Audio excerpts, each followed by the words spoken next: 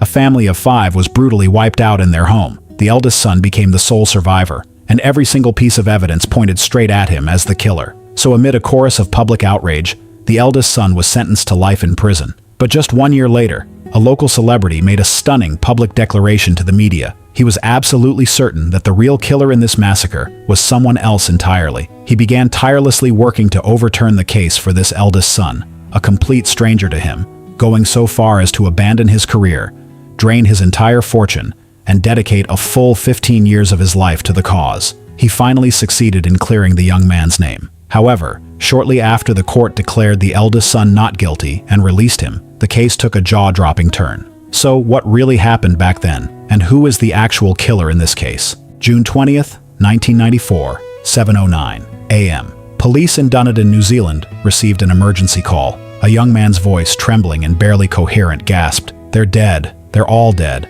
My whole family is dead." It was clear the caller had suffered a severe shock. The operator spent considerable time calming him down before finally getting the address from him. Officers immediately rushed to the scene. As police opened the door, an overwhelming stench of blood hit them instantly. Looking around, they saw red splattered everywhere throughout the house. The scene was like something out of hell itself. Inside, they discovered a total of 5 bodies, all horrifically mangled. Clearly, an extremely brutal massacre had taken place here not long ago. The Dunedin Police Department treated this with the utmost seriousness, immediately assigning dozens of officers to the investigation. According to police, this house was home to a family of 6. The head of the household was David Bain, 58 years old at the time. His wife was Margaret, 50 years old. Together, they had 4 children. Arawa, the eldest daughter, 19 years old; Laniet, the second daughter; Stephen, the youngest son, 14 years old; and David Bain, the eldest son, 22 years old. David Bain was the young man who had just called 911 and the only survivor in the house. The other 5 family members were all dead. Naturally, David became the key witness for police trying to understand what happened. According to David's statement, the family had been struggling financially, so he'd taken a part-time job as a newspaper delivery person to help support them. That morning, like every other morning, he left home at 5:45 a.m. to deliver papers. Everyone was still asleep when he left and nothing seemed unusual. But when he finished his route and returned home around 7 o'clock, he discovered that his entire family had been murdered. This meant David hadn't actually seen the killer. Just when police were feeling disappointed by this, David suddenly changed direction and said something shocking. "But I know who the killer is." As David revealed the killer's name, the entire crime scene fell into dead silence. Because the person David identified wasn't someone else, it was the head of the household himself, his own biological father, David Bain. While accusing a dead person of being the killer sounds unreasonable, based on the evidence at the scene, it actually seemed quite possible that Robin had killed his entire family before taking his own life. First, according to the crime scene investigation, police found that no valuables were missing from the home. None of the victims showed signs of sexual assault. The doors and windows showed no signs of forced entry whatsoever. Moreover, based on David's earlier description and the medical examiner's findings, they could essentially confirm that the murders occurred between 6 and 7 a.m. Based on past experience, if the killer was an outsider, the probability of choosing to attack in the early morning would be extremely low. Therefore, the likelihood that the killer was a family member was very high. Second, police discovered a .22 caliber semi-automatic rifle next to Robin's body. Testing confirmed this was the only weapon used in the case. Furthermore, Robin was the only victim with just a single gunshot wound, and it happened to be to his left temple. This fit the characteristics of suicide almost perfectly. Third, after investigation, police learned that Robin's relationship with his wife had long been dead in all but name. His relationships with his other children were also extremely poor, so he definitely had a motive to kill. Finally, following David's directions, police found what appeared to be a suicide note on the family computer. It read, "Sorry, you are the only one who deserved to stay." While this message didn't explicitly name anyone, David was absolutely certain it was left by his father. Before the incident, he'd heard his father say this exact phrase multiple times. At the time, David had found it strange but hadn't thought much of it. But now it seemed his father may have been planning to kill the family for quite some time. Based on all this information, police at the time strongly supported this conclusion. Local media even ran headlines calling Robin an evil father in their coverage of the case. But just 4 days later, the case took a massive turn. On the morning of June 24, 1994, police suddenly burst into David's home and arrested him on charges of murdering 5 people. Because as the investigation deepened, police discovered that the evidence supposedly pointing to Robin as the killer didn't hold up at all, and the more they investigated, the more David appeared to be the real killer. First, while police had initially concluded that someone killing in the early morning was typically a family member, David was also a family member, so this reasoning applied equally to him. Second, after precise testing, the medical examiner found no fingerprints from Robin on the murder weapon. Instead, they discovered one of David's fingerprints on the rifle stock. Further verification revealed that this gun was actually registered to David. Later, they found a pair of white gloves at the scene. Gunpowder residue testing confirmed the killer had worn these gloves during the murders. But if Robin had really decided to kill and then commit suicide, why would he bother wearing gloves while killing? This clearly contradicted the earlier theory. Therefore, police had reason to suspect that David had wiped the fingerprints off the gun after killing. That would explain everything. Third, while Robin's fatal wound was to the temple, very characteristic of suicide, we must understand that if a gun barrel is pressed tightly against the skin, or even very close to it, large amounts of gunpowder particles would definitely be detected in the wound tissue. But very few gunpowder particles were found in Robin's wound. This meant that when Robin was shot, the gun barrel was not pressed against his temple. From this perspective, it completely contradicted the characteristics of suicide. At the same time, many wounds from a struggle were found on Robin's body. Therefore, police had reason to suspect that Robin was likely subdued by the killer and then shot at close range. The purpose was to create the illusion of suicide, and the person who would need to do this, after much consideration by police, seemed to be only David. Fourth, police had initially determined that Robin killed his family because his relationships with them were extremely poor. But what family doesn't have conflicts? There are countless dysfunctional families. Judging that someone has murderous tendencies based solely on this was indeed rather far-fetched. Moreover, records showed that Robin was a school principal with a high level of education. Police found it even harder to believe that such a well-educated person would do something so depraved. Fifth, according to the crime scene investigation, police found one of David's coats soaking in the washing machine. Therefore, police suspected this was very likely what David wore while committing the murders. The purpose was to prevent police from finding bloodstains on his clothes or detecting gunpowder residue. Although David later claimed he had put this in the washing machine the day before, police completely disbelieved this explanation. Finally, the message initially attributed to Robin on the computer. Police found this increasingly suspicious the more they thought about it. Because paper and pen were right there on the desk, why wouldn't he choose the most convenient handwritten note instead of typing on the computer? Was he afraid handwriting would reveal too much? At the same time, this message was way too pointed. Anyone could tell this was a suicide note left for David. Therefore, police became suspicious, feeling this was entirely David's own staged performance. Its purpose was to make police believe his father had killed the family. As for David's motive for murder, police speculated it was for money.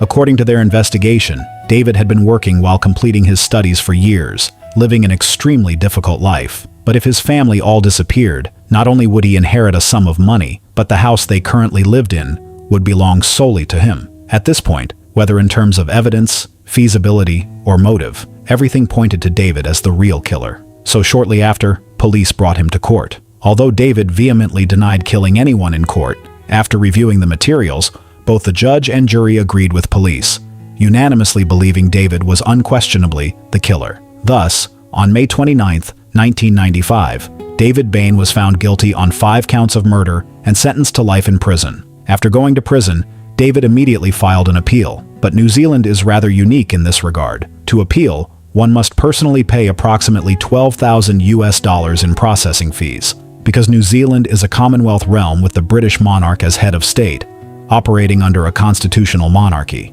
At that time, New Zealand didn't have its own Supreme Court. To appeal, materials had to be submitted to the Privy Council in Britain. This resulted in many additional costs. But for David, a student, this fee was simply unaffordable. When he tried borrowing from former relatives, not a single person would help him, because in everyone's eyes at that time, he was unquestionably the killer. Only David's classmates firmly believed he must have been wrongly convicted. After nearly 4 years together, they had witnessed David's every word and action. They knew what a kind and hardworking person David was. So when they learned of David's predicament, his classmates went to Octagon Square almost every day to hold fundraising sales to collect money for his appeal. This scene happened to catch the attention of a middle-aged man. This person was Joe Karam, a name his friends generally used. He was 45 years old at the time. He was a retired rugby player with the nickname The Enforcer. a household name in New Zealand sports. Later he became a businessman, known for his integrity and extremely strong sense of empathy. So when he saw a group of young people raising money day and night for a stranger, Joe was deeply moved. He went to get a simple understanding of the case's ins and outs. He discovered this trial really did have many unreasonable aspects. For example, according to the medical examiner's testing, all 5 victims' bodies were covered with defensive wounds. This indicated they must have experienced an extremely fierce struggle before the murders.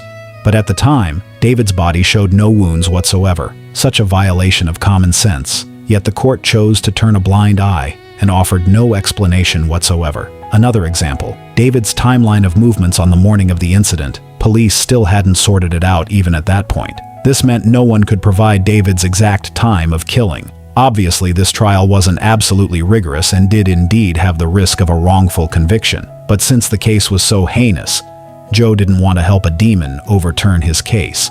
So out of caution, he conducted an investigation into David as a person. David Bain was born on March 27, 1972, in Dunedin, New Zealand. He was 22 years old at the time of the incident. He was a full-time university student, majoring in opera performance. His hobbies included singing and running marathons. From elementary school through university, he had always been a good student in his teacher's eyes. He'd never had any criminal record. He was easygoing and easy to get along with. His emotions were very stable. He never complained about life's difficulties. When his family faced financial hardship, he would quietly take on his own tuition costs, working while attending school. After seeing all this material, Joe found it very hard to believe that such a college student full of positive energy could be a demon who killed his entire family. Although a person's past history alone wasn't enough to prove this was a wrongful conviction, Joe still decided to help David, simply because he was a person with extremely strong empathy. So he thought, if after investigating, David really turned out to be the killer, then he would at most lose some time and money. But if David really was wrongly convicted, Joe could barely imagine the despair and pain in David's heart, having lost his entire family and now bearing such enormous injustice and infamy. So after weighing everything, Joe immediately teamed up with several private investigators to reinvestigate the case. And soon after, they found new evidence. Because Joe had extremely wide connections and was a celebrity, he quickly obtained all the official materials from this case. According to the court records, there was originally another man who was supposed to testify in court on the day of the trial. Later, the judge deemed this person unreliable and canceled his right to testify. What he was originally going to say was evidence favorable to David, so Joe tracked down this man named Dean Cottle. Only then did he learn that this person was actually the second daughter Laniette's boyfriend. During questioning, he revealed an absolutely explosive piece of information. 1 month before the incident, Laniette had told her boyfriend Dean that since she was 14 years old, her father had been doing immoral things to her. But now that she was an adult, she didn't want to endure it anymore. So Laniette was planning to make this public at the next family meeting, and the date she set for this confession was the very day the massacre occurred. Moreover, this wasn't just known to her boyfriend Dean. Laniette's other 2 close friends also knew all about it. Clearly, the truth of this matter was beyond question. At the same time, according to descriptions from Robin's colleagues, although Robin had the title of principal, in reality, he no longer had a principal's authority, because recently, Robin seemed like a completely different person. Not only had his work ability greatly deteriorated, but he even had difficulty communicating with people. His office was a mess every day, like a garbage dump, and he never cleaned it. He would often get angry for no apparent reason. So the school board had long been planning to fire him. Just as his career was hitting rock bottom, his family was gradually abandoning him. According to neighbors, in the months before the incident, Robin's relationship with his wife and daughters had reached rock bottom. Not only was he only allowed home once a week, but even when he did come back, he could only sleep in the car at night. This meant that at the time of the incident, Robin was at the lowest point of his life. If at this moment his second daughter were to make his years of demonic behavior public, it could very likely push Robin completely over the edge, causing him to do something extreme. Therefore, Robin's motive for murder could be said to be very substantial. Furthermore, after an investigation, Joe and the detectives finally basically reconstructed David's route of movement on the day of the incident. This was definitely a massive undertaking, because when David was delivering papers, most people were still asleep. Finding witnesses for every link wasn't easy. This was also why police hadn't sorted out David's timeline even by the end of the trial. But Joe patiently accomplished all of this. Although not every link had witnesses, he found about 90% of them. and relying on these time points was enough to calculate that David was indeed delivering papers throughout the morning of the incident. He simply didn't have time to commit the murders.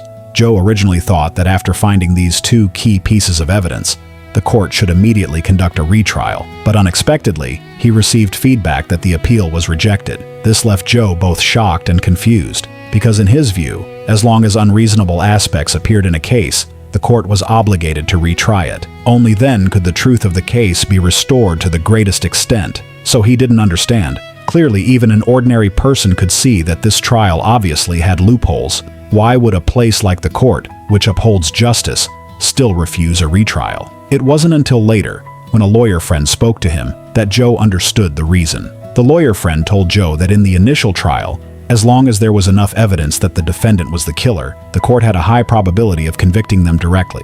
But to overturn a case required decisive, ironclad evidence.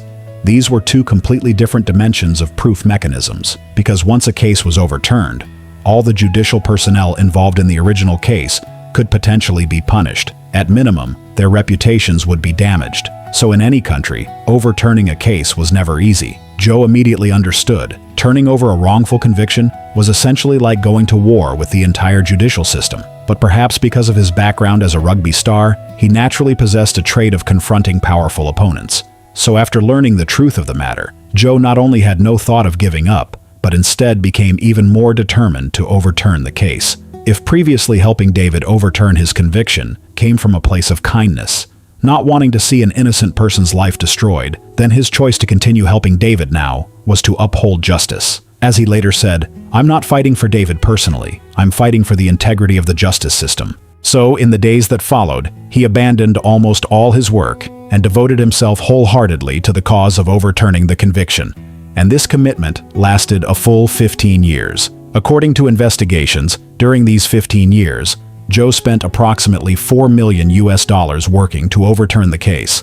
Starting in 1997, he self-published 4 books about this case. In these 4 books, he recorded in detail every aspect of this case's history, allowing every ordinary person to understand it clearly. And in each book, he repeatedly raised one viewpoint: reform. He called on the public to join together in pushing for the repair of flawed systems. Therefore, this case didn't disappear from public view over time. Instead, it attracted more and more attention. Finally, under pressure from public opinion, the Privy Council in Britain finally relented. They decided to retry this case on June 5, 2009. Joe had waited a full 15 years for this day. He had also prepared for a full 15 years. So on the day of the trial, all the evidence presented by Joe's team was no longer just speculative corroboration like before. Rather, each piece came with written conclusions or scientific basis from rigorous testing. First, after years of searching, Joe found the doctor who had treated Robin. From him, he obtained a psychiatric evaluation report on Robin. This report clearly showed that before the incident, Robin suffered from depression and had serious suicidal tendencies. Therefore, he fit the characteristics of murder-suicide very well. Second, according to the previous medical examiner's report, Robin's wound tissue only contained a small amount of gunpowder particles, leading to the judgment that he very likely didn't commit suicide. But in fact, in many cases of suicide by gun, many people also don't directly press the gun barrel to their head. During this process, people may unconsciously pull the gun a few centimeters away due to fear or hesitation, resulting in only small amounts of gunpowder particles in the wound tissue. Therefore, Robin's situation also completely fit the characteristics of suicide. Although Joe's legal team later listed several other pieces of evidence that could prove David was definitely not the killer, I've mentioned most of them already, so I won't elaborate further here. In any case, after a round of debate, the jury, after 6 hours of discussion, unanimously determined that this case clearly had insufficient evidence. They reversed David's murder conviction. After 15 years, David was finally free. But regrettably, during those long 15 years, not only had Joe's career completely fallen into ruin, but he had also spent nearly all his savings. Even his wife and daughter chose to leave him, because they simply couldn't understand why Joe would fight so desperately for a stranger. It could be said that in order to uphold judicial justice, Joe had lost his entire fortune and his family had fallen apart. But even more regrettable was that his dedication didn't receive public recognition, because shortly after David was released from prison, the case suddenly took a shocking reversal. 3 days later, a well-known lawyer, imitating Joe, publicly stated in front of the media that the real killer in this case was actually David, because after reviewing the second trial records, he discovered a key piece of evidence that everyone had been overlooking. And this single piece of evidence alone was enough to prove that the killer in this case could only possibly be David. You may remember that the medical examiner found no fingerprints from Robin on the murder weapon. This piece of evidence, although police used it as one piece of corroboration proving David was the killer in the first trial, they actually didn't emphasize the key point. Think about it. When a person prepares to end their life with a gun, one thing they must do is grip the gun with their hand. If that's the case, they would necessarily leave fingerprints on the gun. Even if Robin had wiped the gun before committing suicide, the fingerprints left during the act of suicide would be impossible for him to wipe away, because once the gun fired, he would die instantly on the spot. There would be no chance to wipe the gun again. Moreover, the white gloves police found at the scene weren't found on his hand, but rather at a considerable distance from him. This meant Robin wasn't wearing gloves when he fired the gun. From this, it's not hard to determine that the person who really wiped the fingerprints off the gun must have been someone else. And the person most likely to do this was obviously only David, unless there were other people present at the scene. Therefore, based on this one piece of evidence alone, it's enough to prove the killer could only possibly be David. As this news was made public, everyone felt their scalps go numb. Many people shifted from previously sympathizing with David to believing he was the real killer in the case. But if that's the case, why did the court release David as not guilty? In fact, the court wasn't unaware of this clue at the time. Rather, even discovering it couldn't change anything, because aside from the fingerprint evidence, the evidence proving David wasn't the killer was actually even more substantial. And the most solid piece among them was what I mentioned before. All the victims' bodies were covered with defensive wounds. Moreover, large amounts of flesh and tissue remained in their fingernails. This indicated they must have engaged in very fierce combat with the killer. Although police at the time, due to limitations in DNA technology, didn't extract the flesh tissue from the victims' fingernails, and the bodies had long since been cremated, making it impossible to know who the true owner of that flesh tissue was, one thing was certain: it must have been scratched off the killer's body by the victims. Therefore, based on this clue alone, it could also completely prove that David was definitely not the killer who murdered his family. Not to mention that David simply didn't have enough time to commit the crime. This meant the case had a serious contradiction. David both had ironclad evidence that he was the killer, and simultaneously had solid proof that he definitely wasn't the killer. This made it so that however the court ruled, there would actually be reasonable grounds. But considering that this case had already caused a huge uproar, the court made the safest choice. Applying the principle of presumption of innocence when in doubt, they released David as not guilty. As a result, even today in 2026, the truth remains a mystery. But can this case really not reach a definite conclusion? Actually, not necessarily. Although David indeed didn't have time to kill the entire family, what if he only killed one person? That time would be completely sufficient for him. Suppose this family really was killed by Robin, and David just happened to come home from work and see this scene. Then, in a state of emotional collapse, might he do something he normally wouldn't do? For example, directly shoot and kill his father. After all, according to the investigation, David's relationship with his father, Robin, was also very poor. Therefore, after seeing his father kill his beloved mother and younger siblings, he very likely killed his father in a fit of rage. Simply put, Robin killed his wife and 4 children, and he himself was killed by David. Then, to cover up the crime, David had no choice but to wipe the fingerprints off the gun. If this were the case, not only would the fingerprint problem be well explained, but even why David suddenly washed clothes, why Robin's wound only contained small amounts of gunpowder particles, and why David had no wounds on his body, all these doubts would make complete sense. Of course, the above is merely my personal deduction, based on the evidence I've organized. As for the official final conclusion, it remains that David is not guilty. So what do you, watching this video, think the truth of this case really is?